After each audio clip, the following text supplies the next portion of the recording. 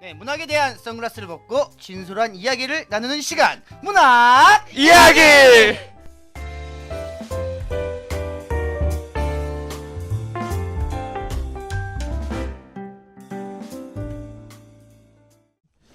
오늘 이제 문학 이야기 3주차, 벌써 3주차인데 오늘은 영화에 대해서 일단은 얘기해 보려고 하는데, 일단 두 개를 갖고 왔어. 위대한 개츠비랑 겨울왕국 두 개.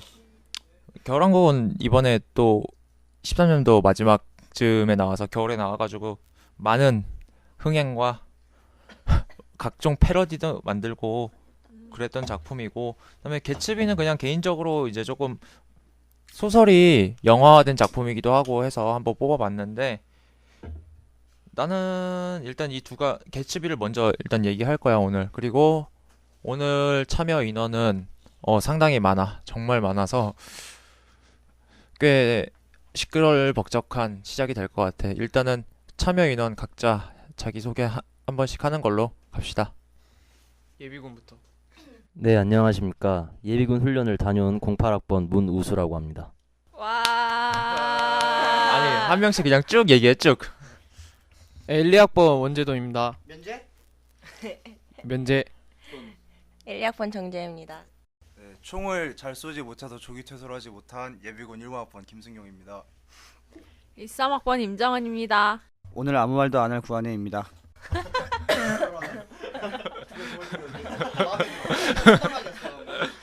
오늘 맞다. 오늘 예비군 훈련이 있어서 지각하는, 사실 이것 때문에 지금 좀 늦게 시작했지 우리가? 그렇죠. 네. 죄송합니다. 중성. 저기 조기 퇴소 못한 사람 한 명 있고. 일단은 우리 첫 번째로 위대한 개츠비 영화에 대해서 이제 얘기할 건데, 이 영화 다들 어떻게 봤나? 뭐 본 사람도 있겠고 못 본 사람도 있겠지만은 아무 없어? 제존이가 봤습니다. 그냥 영화 그냥 감상? 그냥 간단하게만 얘기하고 시작하자.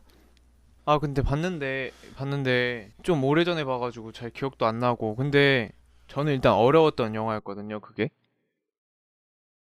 일단 저는 소설이 원작인 영화 작품인데 소설을 일단 안 봐가지고 일단 이해가 잘 안 갔고, 그리고 일단 평이 좋은데, 그리고 이게 흥행이 안 됐어요. 그때 은밀하게 위대하게 아마 그때일 텐데, 그래서 그때 당시에는 또 리뷰도 없었어가지고 참고할 것도 없고 다 보고 나서 그냥 허무한 상태로 끝났거든요, 저는. 근데 김승용 하고가 이거 영화 봤다고 하시거든요. 그래서 바통도 찬다고? 하이.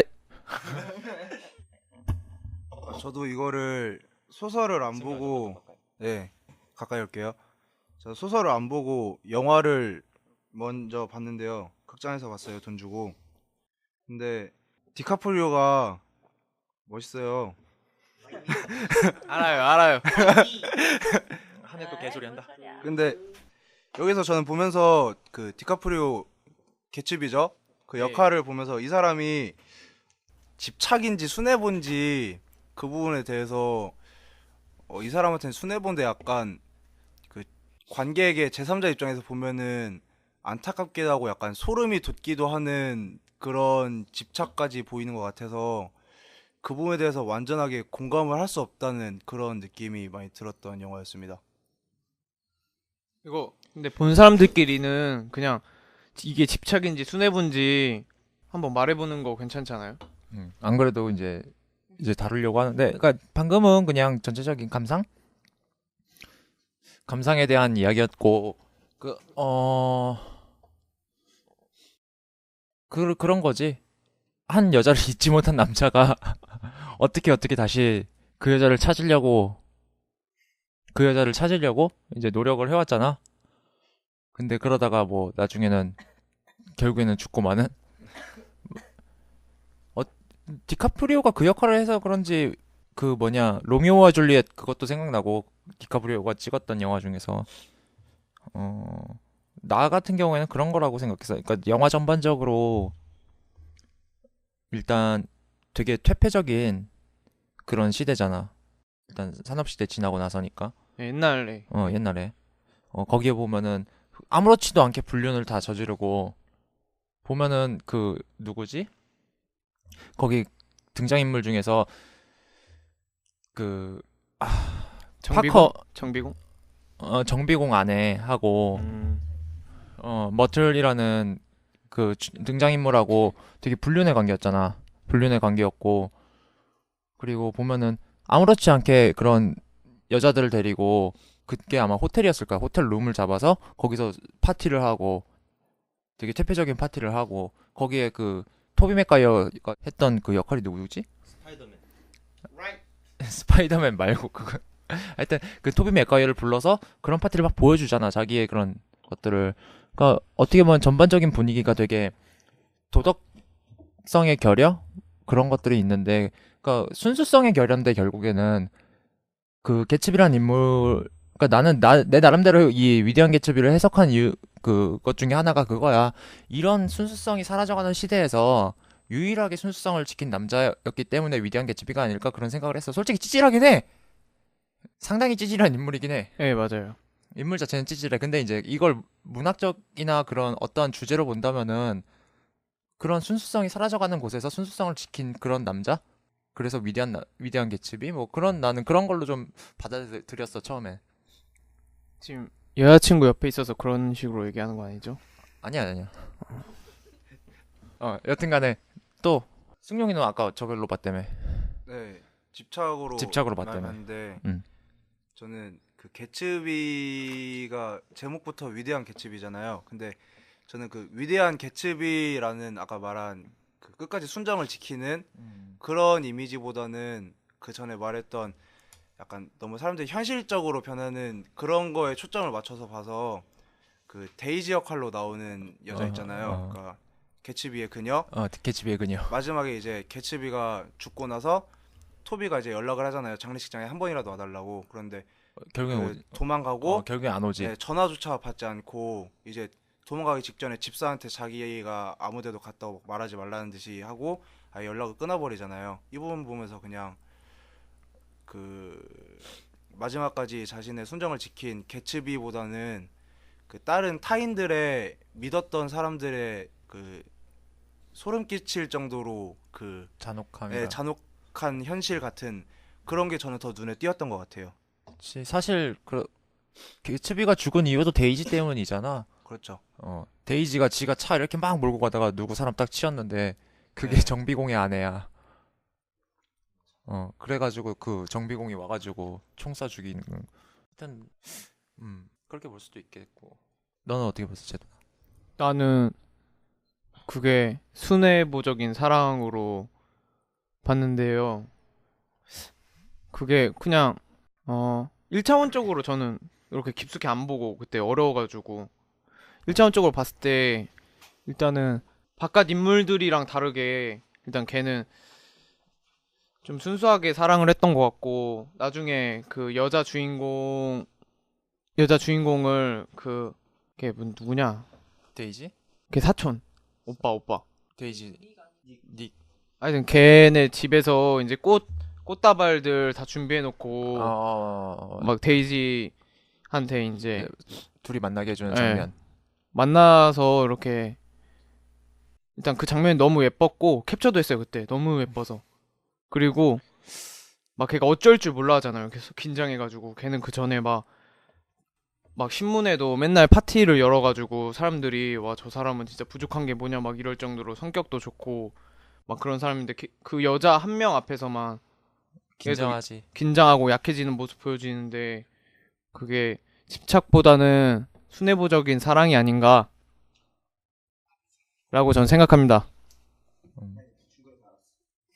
근데 비주얼적인 부분은 어쩔 수 없는 거. 그러니까 비주얼적인 부분이 되게 이쁘고 막 그러잖아. 색감도 화려하고. 예. 그 개츠비 자체 영화 감독이 그 사람이야. 물랑루즈 그 감독이어서 색감도 화려하고 되게 비주얼적으로는 정말로 그 산업화의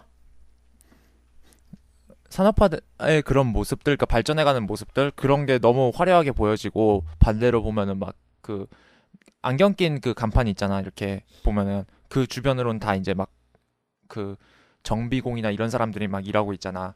그런 건 되게 막 페어화돼 있고 그렇게 막 대비적인 그런 비주얼들 그런 것도 상당히 좋았던 영화 같아. 뭐 할 말 있어? 아, 저는 뭐 색감 이런 게 영상미가 좋다고 하셨는데 저는 그것보다 OST가 개인적으로 더 기억에 남더라고요. 그렇죠. 한번 들려주세요. 네. 한번. 저 기억이 안 나요 지금. 영화 내내 계속 그린라이트가 언급되지 않습니까? 그린라이트? 기억나시죠? 네. 네, 저도 그게 기억이 선명한데요.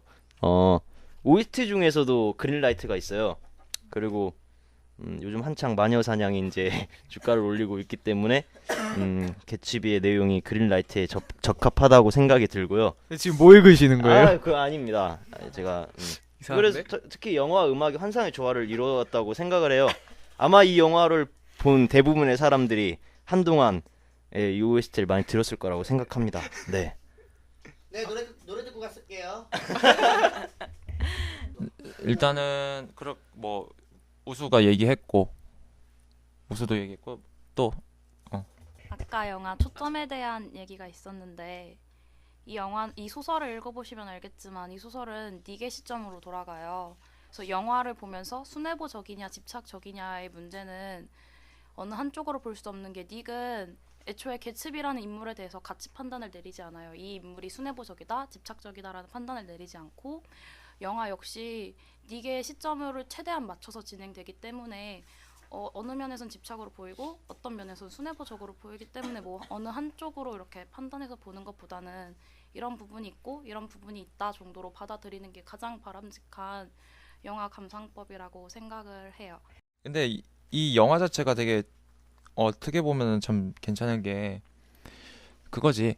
개츠비라는 인물이 사실은 그때 당시 배경을 가진 그런 작품들 중에서 보면은 캐릭터가 대부분 1차원적으로 보일 수밖에 없잖아. 근데 좀 입체적인 캐릭터들이잖아, 다들 보면은. 그러니까 그렇기 때문에 어떤 감상도 다 맞는 것 같아. 그리고 어떻게 보면은 나중이 아니고 예전에 한번 내가 얘기했던 거 있잖아. 어떤 작품에 대한 감상법. 오리엔테이션 첫 주차에 우리가 했었잖아. 예. 그런 거지. 그러니까 어떻게 보는 거에 대한 정답은 없다라고 그때 얘기했잖아. 그러니까 이 말도 맞는 거고 저 말도 맞는 거고. 근데 진짜 저는 좀 궁금한 게 진짜 좀 어려워서 재미없을 수도 있는데 이게 왜 안 떴나 그때 흥행을 왜 못했을까요? 이 영화가. 디카프리오가 한물 가서. 사실 디카프리오가 뭐 살쪄가지고 뚱뚱해져 나왔는데 사실 그것도 간지났어. 근데 그거 있었어 좀. 그때 내가 그러니까 정확히 기억은 안 나는데 그때 당시에 평이 그렇게 좋지 않았던 걸로 기억해. 평이 그렇게 좋지 않았던 거. 왜냐면은 사람들이 기대했던 그 개츠비하고는 조금 뭐라고 해야 되나? 다른 표현법이라고 해야 되나? 제가 봤을 때는 그 영화를 보고 나서 전 재밌게 봐서 그 위에 후기 같은 걸 많이 봤거든요. 근데 봤을 때 소설을 잘 살렸다는 평이 많았어요. 제가 봤던 거는.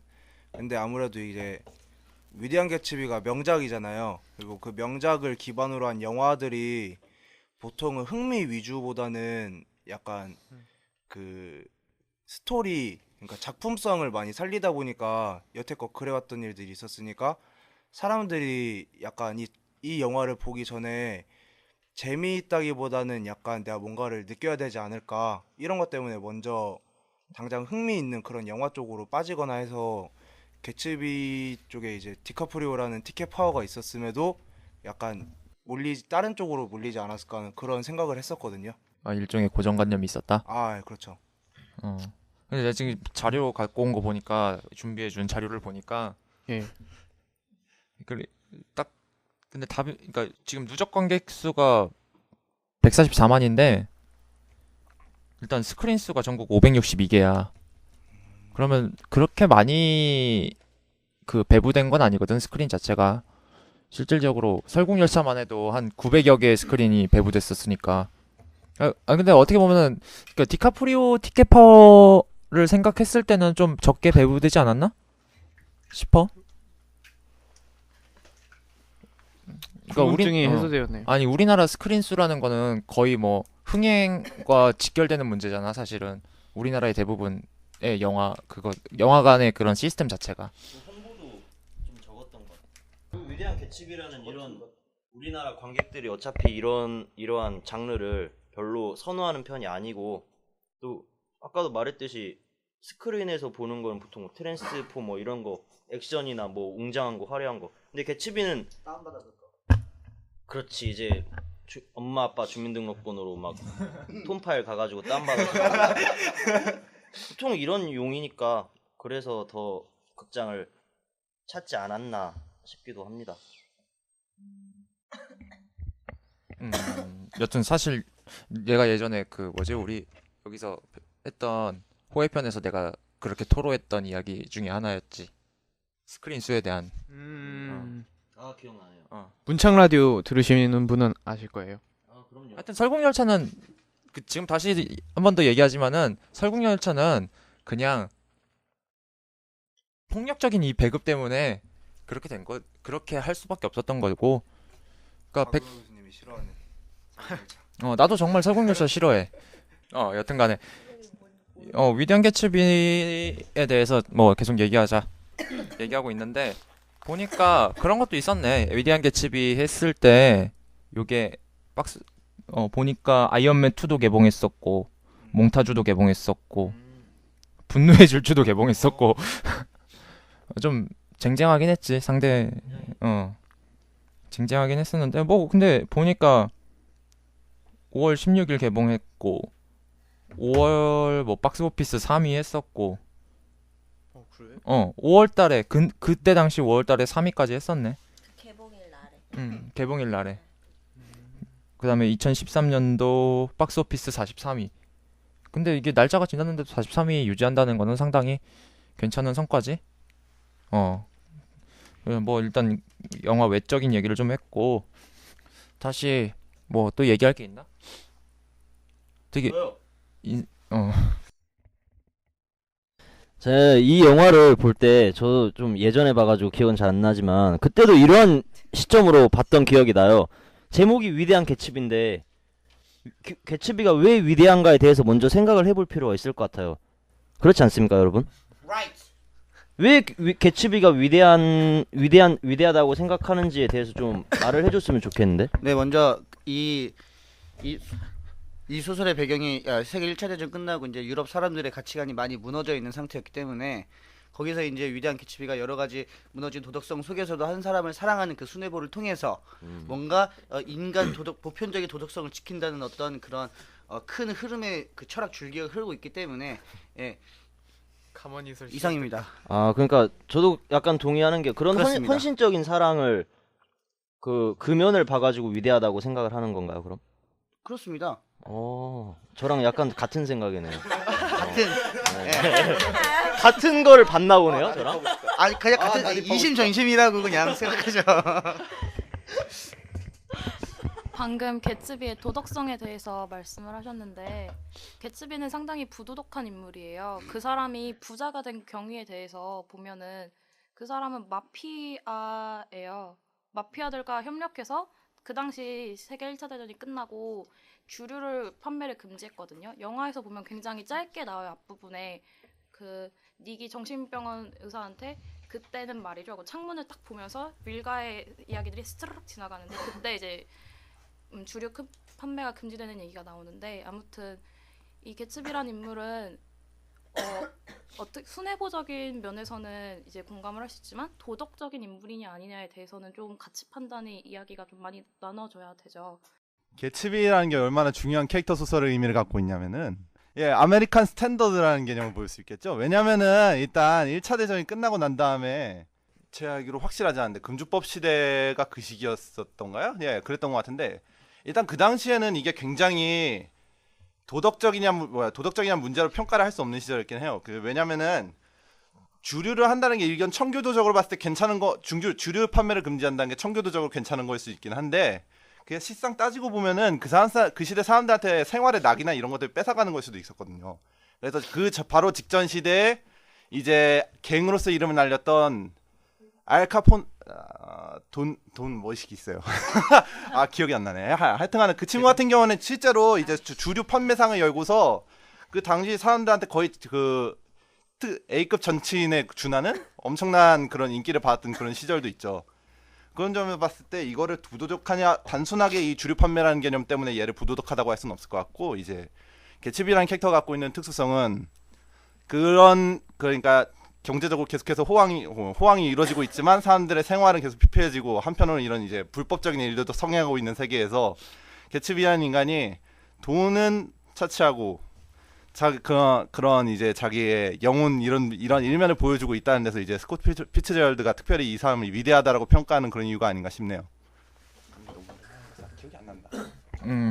뭔가 시끄럽긴 했지만 좋은 얘기 감사합니다. 배경적으로 나쁜 인물은 아니다.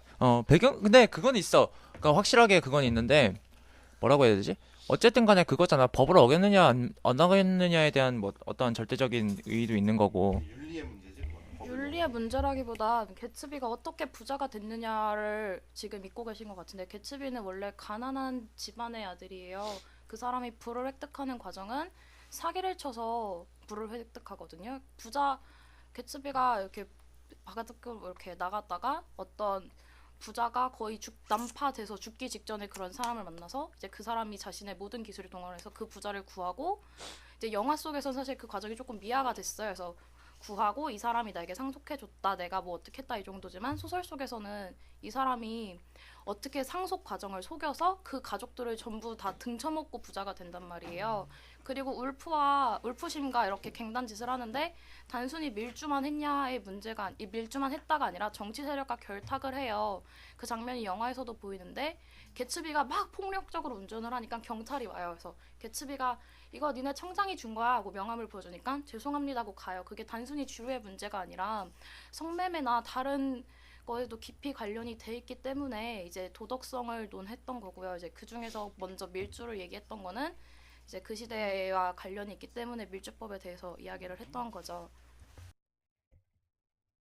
이런 건 사실 그렇게 따지기 애매한 게 물론 미국의 주류는 청교도적 감수성이지만 개츠비 같은 경우에는 약간 그러니까 스코피츠제라는 작가가 남자이라는 데 굉장히 주목해 볼 필요가 있습니다. 남자는 어떤 것이 옳냐 그르냐에 따라지지 않죠. 어떤 것이 멋있냐 아니냐를 따집니다. 그런 관점에서 봤을 때 개츠비라는 인물이 밑바닥에서부터 위에까지 올라가는 과정을 그려내면서 작가는 어쩌면 모종의 희열을 느꼈을 수도 있어요. 맞습니다. 아니 객관적인 팩트는 아니에요. 근데 이게 미학적으로는 괜찮아.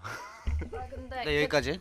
개츠비를 도덕적인 인물이냐 아니냐 뭐 이렇게 아예 이분법적으로 볼 게 아니라 그것들이 혼재되어 있는 인물이라는 거죠. 그래서 한쪽으로만 치우쳐서 생각하기보다는 좀 생각을 좀 열어두고 양쪽으로 여러 가지 생각을 하면 좋다, 이런 이야기였어요. 저도 여기에 관련돼서 말씀을 드리고 싶은 게, 방금 말씀하셨던 거랑 똑같은데 그 개츠비가 도덕적이냐 아니냐를 따지는 거는 여기서 문제가 아니라고 생각을 해요. 그러니까 개츠비가 그 명성을 얻기까지의 과정만을 살펴보면 굉장히 차갑고 철저하게 아무런 감정도 없을 것 같은 그런 인물이라고 비춰져요. 거기까지 올라가기 위해서는 그렇게 약간 어두운 면을 가지고 있는 그런 캐릭터인데, 나중에 이제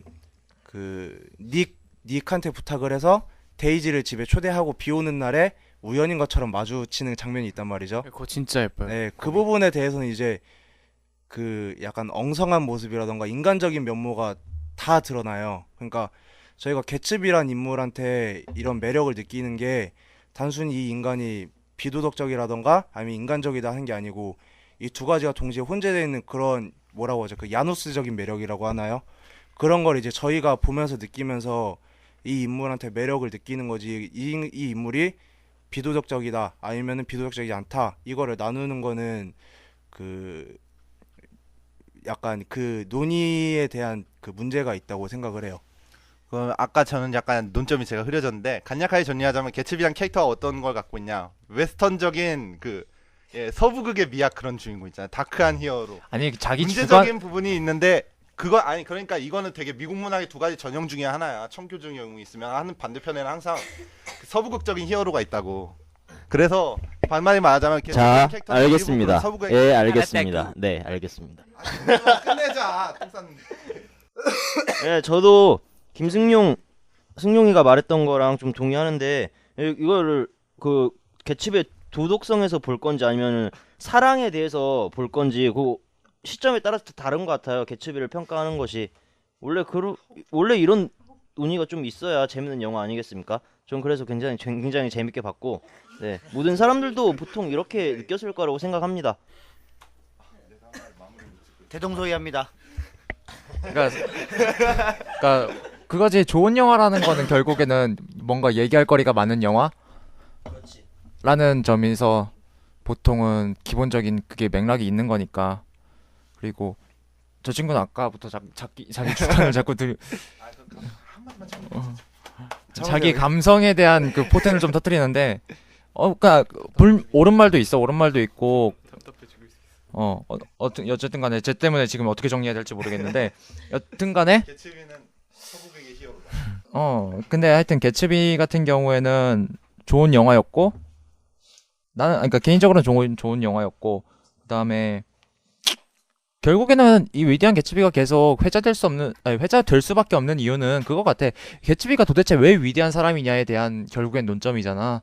그렇기 때문에 계속 회자되고, 그렇기 때문에 좋은 작품이라고, 그러니까 어느 관점에서든지 읽혀낼 수 있는 그런 작품이기 때문에 난 그렇게 생각을 해. 그러면 개츠비 이 영화에 대해서 별점을 주신다면 몇 점을? 몇 점 만점으로? 5점 만점이죠, 당연히. 5점? 별이 5개인데. 내가 예전에 그때 당시에 그 설국열차를 예. 별점 10점에 5점 만점으로 해가지고.